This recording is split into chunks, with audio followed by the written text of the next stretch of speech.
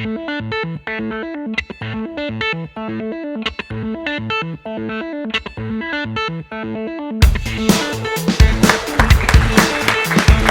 I hope to share today is some themes about exploring that entrepreneurial spirit, exploring it, embracing it, expanding it, and hope to share some things that I've learned, some pitfalls, lessons learned. So I'm probably not your typical speaker. I'm not a CEO of a company. I don't own a company outright. I didn't invent anything. I am a partner in a company. I have a small percentage of a pretty nice sized company. I'm a CFO and a managing director of a company called NB&C. And we work for all the wireless carriers, for Verizon and AT&T and Sprint and T-Mobile. And we actually put their infrastructures in place.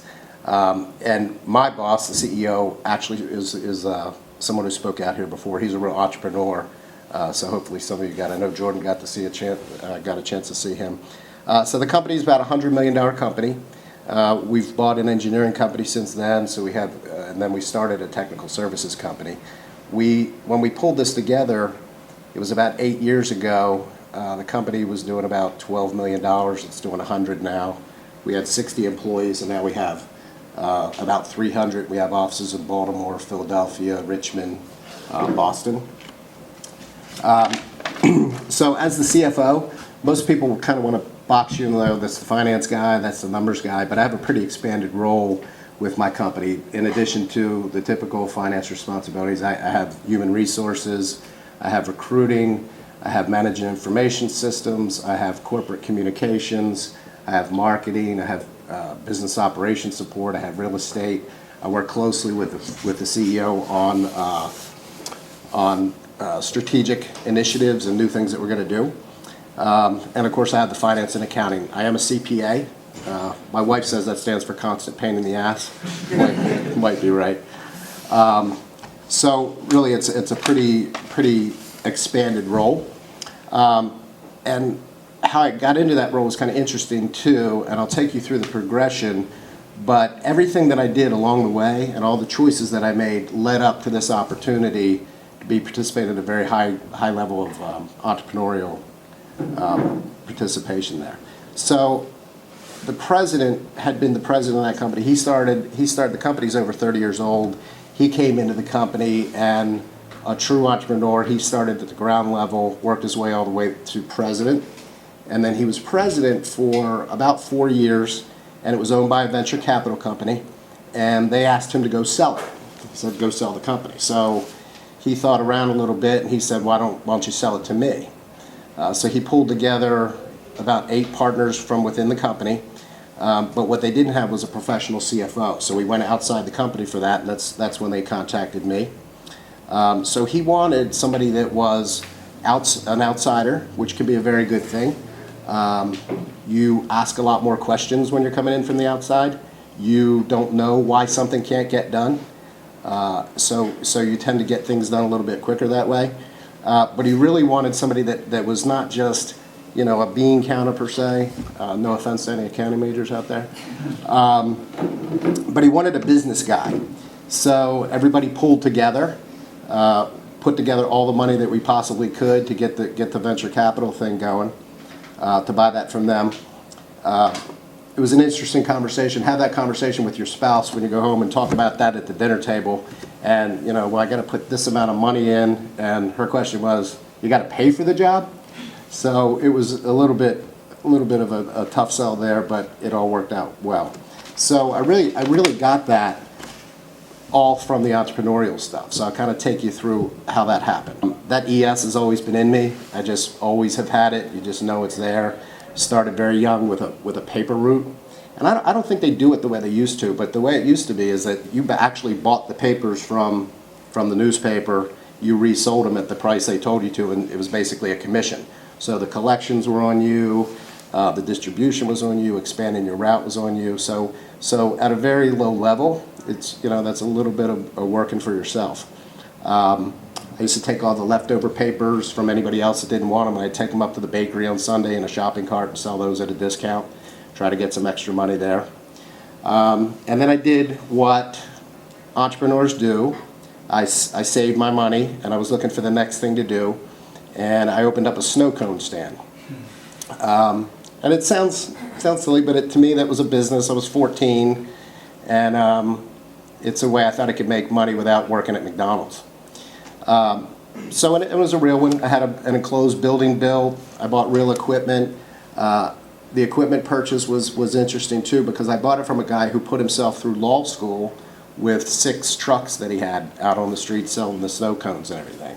And he actually had all the professional equipment and things like that, and he had some people that wanted to pay more for the equipment, but he saw something in me. He thought that was kind of neat, and he ended up selling it to me for less than he could have got. And it's just one of those little ways where people with that entrepreneurial spirit, they kind of look out for each other. They gravitate towards each other. And then when I started that, I ran it right. I ran it like a business. I had consistent hours. You know, my dad made me some forms, and that was my first bookkeeping ever, where I was keeping records and everything, so I knew what days of the week were slow and what weren't. I did promotions. I did advertising. I was lucky because where our house was between 2 elementary schools, so I would go to the rec teams, I'd go to the baseball teams, and I'd talk to the coaches, and I'd say, hey, you know, I'll sell you these snowballs for this if you bring your teams here. And it wouldn't be unusual to have 4 and 5 teams there in the evenings, sometimes after baseball. So I was able to make enough money and bank that, so I didn't have to work part-time jobs, and I was able to play sports, which was important to me in high school. And I did that every summer, and I banked the money, and I saved, and I was able to live on that. And then eventually I sold it to my parents, who ran it for a while. I think they ripped me off in retrospect, but I hadn't understood the the multiples of cash flow or anything like that at that point. So, but I did get a little extra money there. And then you got to get into the real world at some point after high school, or you start looking at what you're going to do next. Where I grew up, it was a very blue collar neighborhood. Within miles of me was Bethlehem Steel, General Motors, Lever Brothers, and what you did in my neighborhood was you went and you got a job in the factory right after high school. As a matter of fact, they had programs where you could leave in the 11th grade if you were going to the factories and all. So I did what ES people do. I bucked the system. I went the other way. I invested in myself, and I went to school. I had to do a lot of that at night because it wasn't well supported, and that's just not what people did. You'd hear, hey, Timmy Corbin down the street's got a brand new Camaro. Why don't you want to do that? Well, last time I checked, I think he's still driving that. So that might be a reason why you go to school. And then I got into my first real job, and here I stretched a little bit, and probably everybody else will too. To say I embellished my resume would be an understatement, maybe. Had some school, had done some light bookkeeping jobs, and I responded to a controller job for a small wholesale pet supply distributor. Read all the requirements, made myself familiar as I could with that, and then ended up taking a job. They were small, couldn't afford probably a real controller. So I took that job and spent a lot of time at night. It usually took me maybe 16 hours to do what should have taken 8, because I had to learn what it was I signed up for.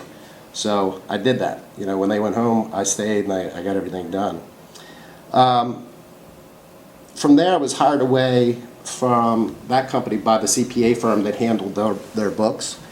And I was still going to school. I was still getting those things through. But it gave me some really good experience in the public accounting arena. And quickly, when I was in there, I migrated to the sales side of the house. So all law firms, CPA firms, and all, they want everybody trying to bring in clients, but they also have people that spend more of their time doing that than not. And that's where I ended up spending my time. You get to do more fun stuff that way, too. You get to go to the client outings, you get to go to the golf tournaments, you do stuff like that. So I did pretty well at that piece of it. So what do people with ES do at that point? I was young, I was making good money, I was in a nice firm. What do? You quit and try to start your own firm. So did that. Left with one of the partners there. Most of the professional firms have non-competes, which we honored, so you're not really taking people's clients. But we rented offices. We went and bought used furniture. We got used computers. We got everything set up to go. And it's interesting, you walk into that first day, you got no clients, and you sat there stared at the phone. We're like, oh, this is fun. So we made a go of that for a while. And we built it up to a little bit. So does anybody think that's a great idea, like just quitting and starting something new? My father-in-law didn't. He wasn't loving that, but she knows her grandfather. So over time you get bored of that, not making money, no excitement in that. And I said, okay, I'm going to get into the private world a little bit. So I took a job with a company called FMS, and here was an entrepreneur. So everywhere along the way, I got to work with entrepreneurs, and even today, it's really fun. And you guys will probably all find yourself doing that same thing too. But this guy started a company where he was doing an outsourced accounting service, kind of an outsourced controllership for all the local or independent grocery stores. So he had about 100 grocery stores up and down the East Coast that he was the accounting department for, and he developed all his own software and everything. So I ran that retail accounting department for him because I had managed in a CPA firm and knew the accounting piece. And so here I got to work with all these individual store owners, and these guys were all, and I don't even know if there are any independent grocery stores anymore. I mean, the Safeways of the world have taken over, and the Harris Teeter and all these big places. But there used to be a pretty significant presence there. And these guys, often family businesses, often got them started themselves, often, whole family was working in that. So you got to be around a lot of entrepreneurs. From there, and there's always a connection, and we'll talk about the choices later and how you don't get pinned in sometimes. I went to a company called London Fog. Has anybody heard of that? That's interesting. It used to be the #1 most recognized outerwear brand in the world, and it was the 3rd most recognized brand at all. If anybody would have heard of it, it would have been because your grandfather had one of their raincoats. That's probably the only way you would have known that. But they had about 150 retail stores across the country. They had retail headquarters in New York, and I went with them because of the retail experience I had with the other stores that I'd worked with. And that group at the time was being taken over as a turnaround operation. They were losing money, and they had this turnaround team come in, and the CEO had been the CEO of Vanity Fair. The executive vice president had been the president of Janssen. Their COO had been the president of Danskin. So they had some real turnaround guys, and some guys have been in business for a long time. So I got to work with that group. And they did turn it around for quite some time. There I got some really good mentorships. I had people take me under their wing, and I learned a lot from those guys. And that was a really rewarding experience.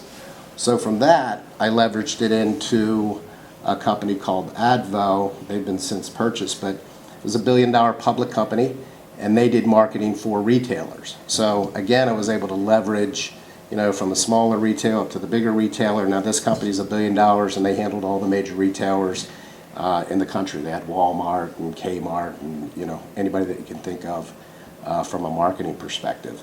And they brought me into regional finance, where again I got taken under the wing of a really good mentor. She's fantastic. She's tremendously successful today, and I stay in touch with her. As she, and value of those mentors, you perform well for somebody and they see something in you.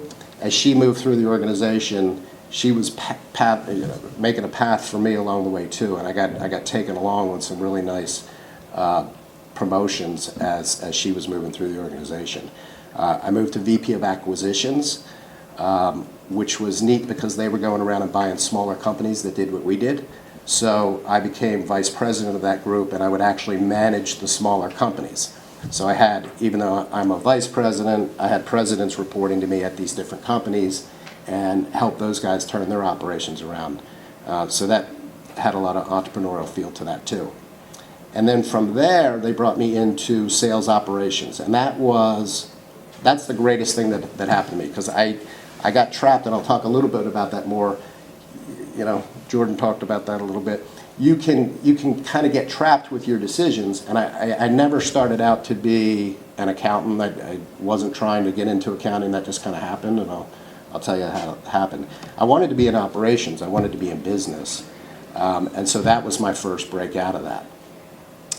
So I ran sales process, and I ran sales reporting, and I ran sales systems for for a real nice sized company, and that got me out of the finance world a little bit. So it was nice to have that background, but now I had something else to offer.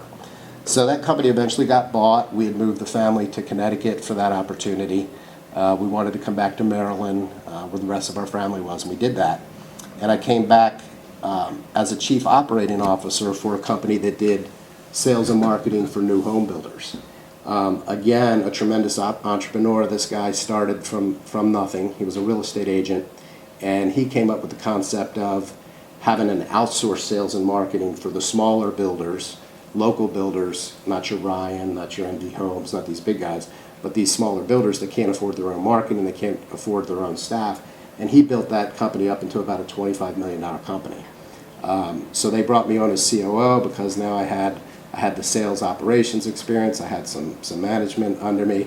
So did that. Tell you the value of market research. At the time I tried to do that, it was at the beginning of the worst home building downturn in U.S. history. So, their sliding results weren't really indicative of how that company was running. So what we tried to kick off with a few of us failed miserably. There was no work to be had. And I guess everybody knows a little bit about what happened with the home building. But shows the value of market research. Maybe look a little bit into that before you dive into things. But I didn't do that. So all of those things though prepared me, and I got the call. I got approached by Tom Kane at NB&C. And because of all those other things that I did, and because he was looking for somebody that was an entrepreneur, somebody that had that spirit, somebody that wanted to invest some money in the company, somebody that wanted to own a part of something and be a part of something and building it, all of those things led me up into that role. So I think all those things tie together. So I think some things we can observe from my story and my progression is that the entrepreneurial people, you stay pretty close to sales. It's natural, you want to sell stuff. It's just there. I think the entrepreneurial people tend to be good at process, tend to enjoy process.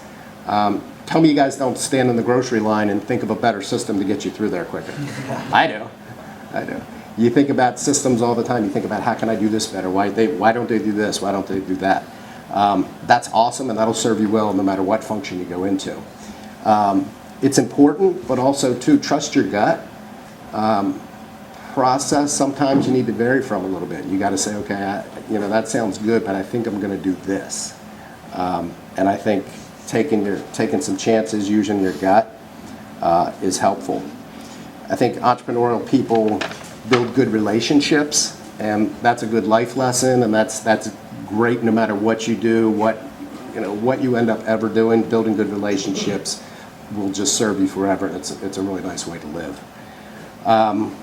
Your choices matter in your progression, so it's challenging to do. I'd say, don't be afraid to not have a job, and don't be afraid to take a job that's just a stepping stone. So, and that's a balancing act too, because sitting there watching your car get towed away by the repo guy, he's like, hey, that guy said don't worry about having a job. So it's a balancing act in that, but your choices are going to matter, and you should try to leverage where you want to go. If you know where you want to go in the end, try to have stepping stones that get you into that direction. The accounting thing, my genius plan when I was in school, I didn't know what I wanted to do. I didn't know what I wanted to be. I knew I wanted to be around business. I wanted something to do with business. I didn't know if it was marketing or sales or management or whatever. So my plan was, okay, I'll take accounting because I think the accounting people get to see everything. They get to see all the departments. They get to see, and in reality, it's not so much. You don't get to see that much. You get some exposure, and then what happens, your next thing is, okay, now I'm an accounting major, so I'm going to get an accounting job, and then you do well, and you get an accounting promotion, and soon you're like, how'd that happen? I'm an accountant. So you think about where you want to go. Don't be afraid to change majors. Don't be afraid to change career paths if you know it's taking you someplace you don't want to be. And your job choices too. you got to be careful not to get pigeonholed into a certain industry if you know that's not where you want to be. And it's a balancing act. It's hard because you got to make some money and you got to be doing something to go forward. And then mentors, they really matter. When you get into an organization, find one. Find one. And I think often they'll find you. Just like my snowball guy wanted me to get that equipment besides somebody else. I had so many people take me under their wing along the way that taught me so much. And I think I got found every time. You guys will too. Just the time and effort you're putting into what you want to be today, somebody's going to pick up on that. But really cherish those relationships and take advantage of them because they're going to help you. I've been really lucky along the way that way.